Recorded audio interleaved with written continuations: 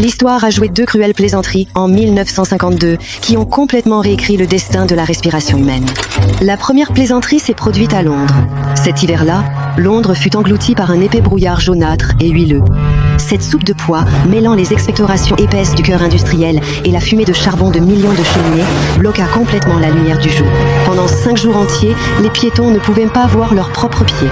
Aussitôt, les portes des hôpitaux furent prises d'assaut. Les ambulances progressaient péniblement, remplies de citoyens toussant violemment et incapables de respirer. Lorsque le brouillard se dissipa enfin, cette ville rescapée commença à compter le prix. Près de 12 000 personnes moururent, faute de pouvoir respirer. Le coupable de cette catastrophe étant l'air même, dont nous dépendons pour vivre. Aujourd'hui, nous savons naturellement que c'était l'œuvre des oxydes de soufre, mais il y a 200 ans, l'air était encore le dernier domaine magique des alchimistes.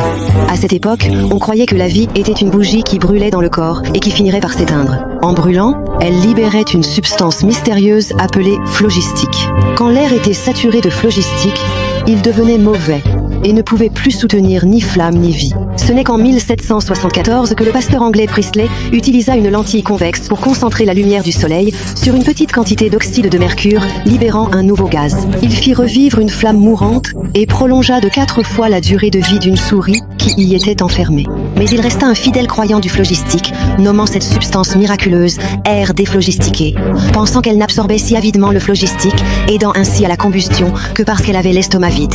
Priestley ne savait pas qu'il avait manqué la rencontre de l'humanité avec l'oxygène. La couronne de laurier revint finalement au chimiste français Lavoisier. En 1777, après avoir échangé avec Priestley, il réalisa une série d'expériences quantitatives précises. Il prouva que lorsqu'une substance brûle, elle ne perd rien, mais se combine avec un composant de l'air et devient plus lourde. Il nomma ce gaz oxygène, renversant définitivement le règne centenaire du phlogistique. Ainsi, l'essence de la respiration fut redéfinie. C'est une combustion lente. Chaque inspiration est un acte d'alimentation du feu de la vie. Cependant, l'histoire est pleine d'ironie. Ce génie qui a prouvé la nature de la respiration a finalement rendu son dernier souffle sur la guillotine pendant la Révolution française. Et ce pasteur, qui avait capturé l'oxygène en premier, est resté obstinément attaché au vieux rêve du phlogistique jusqu'à sa mort, refusant de reconnaître qu'il avait libéré l'aube d'une nouvelle ère chimique. Lavoisier a défini l'essence chimique de la respiration, mais comment le corps, cette fournaise, réalise-t-il l'échange de combustible? La réponse à cette question est encore plus tortueuse. Pendant près de 1500 ans, la doctrine de Galien a pesé comme une montagne sur le monde de l'anatomie, l'empêchant de respirer. Il croyait que les poumons n'étaient qu'un ventilateur pour refroidir le cœur. Ce n'est qu'au XVIIe siècle que l'ennemi de Newton, l'expérimentateur anglais Robert Hooke, présenta un spectacle vivant scandaleux à la Royal Society. Il ouvrit publiquement